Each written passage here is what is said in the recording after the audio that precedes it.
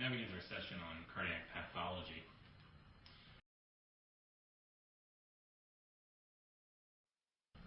We'll discuss a number of topics, including heart failure, ischemic heart disease, cardiomyopathy, valvular heart disease, congenital heart disease, and myocardial and pericardial disease.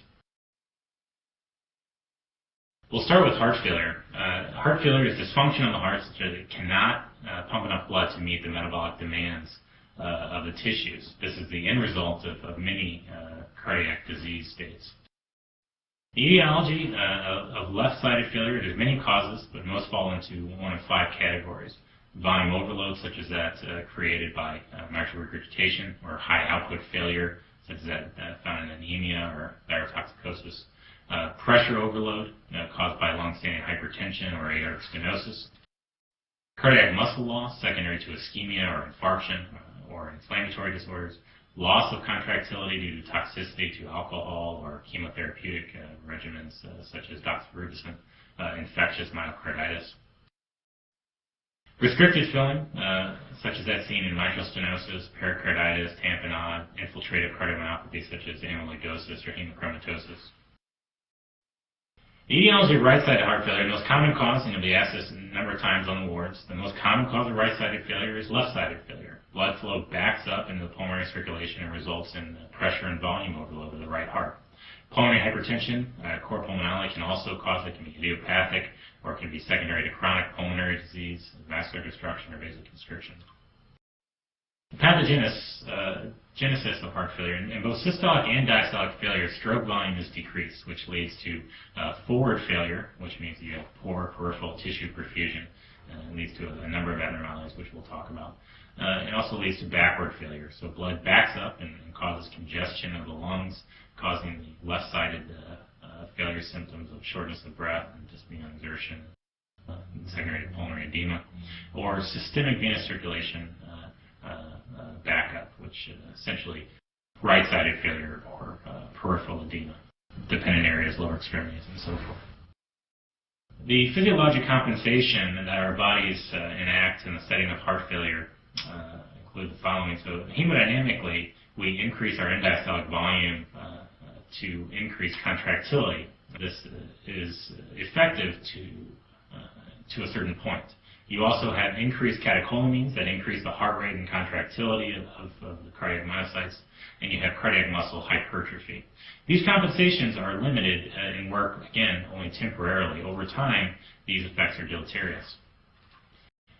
From a neurohumoral standpoint, you have increased sympathetic tone. The increased sympathetic tone leads to higher heart rates and increased contractility, and an increase in the peripheral vascular resistance, and an increase in venous return. The renin-angiotensin system is enacted and is in overdrive in the heart failure patient. It's due to reduced renal blood pressure.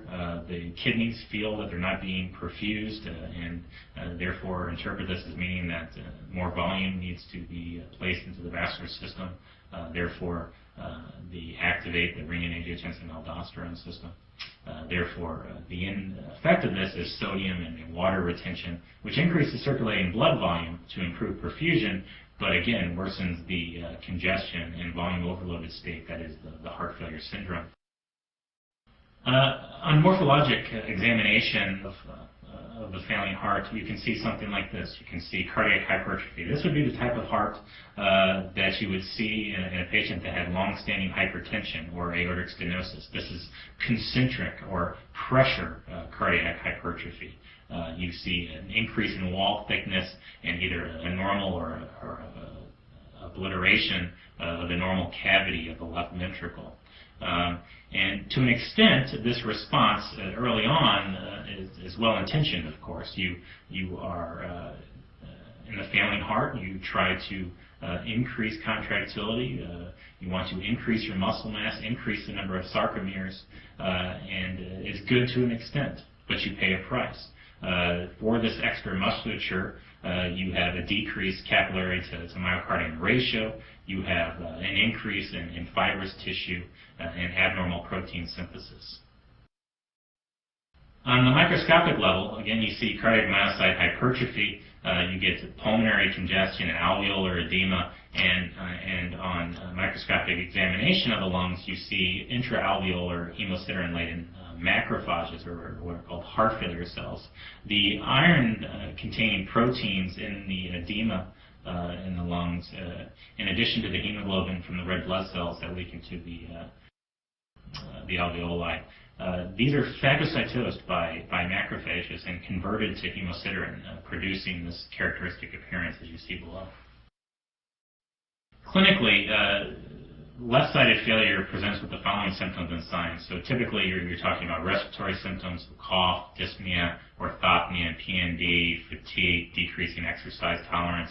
And on physical exam, you'll hear rails on pulmonary auscultation. Congestion will be apparent on chest X-ray via diffuse pulmonary infiltrates with curly B lines and so forth. You'll have a displaced PMI, increased apical impulse, indicative of the underlying LVH. You can hear a third and fourth heart sound, indicating volume overload and a non-compliant heart, respectively. And heart failure patients tend to be vasoconstricted and have cool extremities. They're pale, cool skin. The right-sided failure causes jugular venous distension, and the degree of jugular venous distension can be examined to determine whether a patient is euvolemic or hypervolemic and whether you need to adjust their medications. Tricuspid regurgitation can be seen in the dilated heart. Congestive hepatomegaly leading to a pulsatile liver or hepatojugular reflux, where if you press on the abdomen, you can cause an increase in the JVD. Following that, on pathology, you create what is known as the nutmeg liver. The nutmeg liver is on microscopic examination characteristic.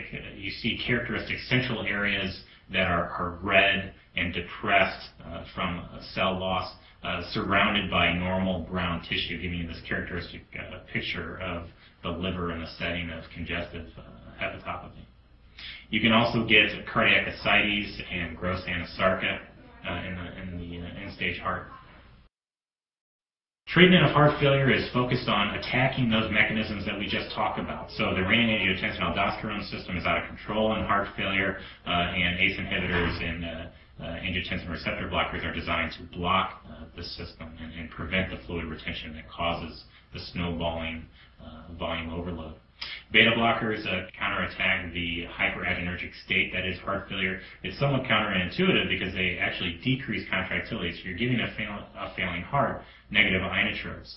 They actually, over the long term, because of their effects on the sympathetic system and their effects on afterload, they decrease the rate of adverse cardiac remodeling and will cause patients to live longer.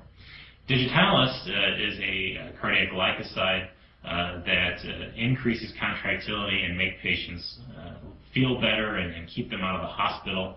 However, they do not make patients live longer. Diuretics, again, is a way to palliate symptoms. Diuretics are on board, particularly loop diuretics, to deal with the volume overloaded state that is heart failure. It decreases volume and it's designed to keep your patient in a euvolemic state. You don't want to give too much or too little, just enough to keep the patient in a euvolemic, keep their weight stable, and keep them out of the hospital. But again, diuretics do not increase survival, and if not used judiciously, can cause more problems than good.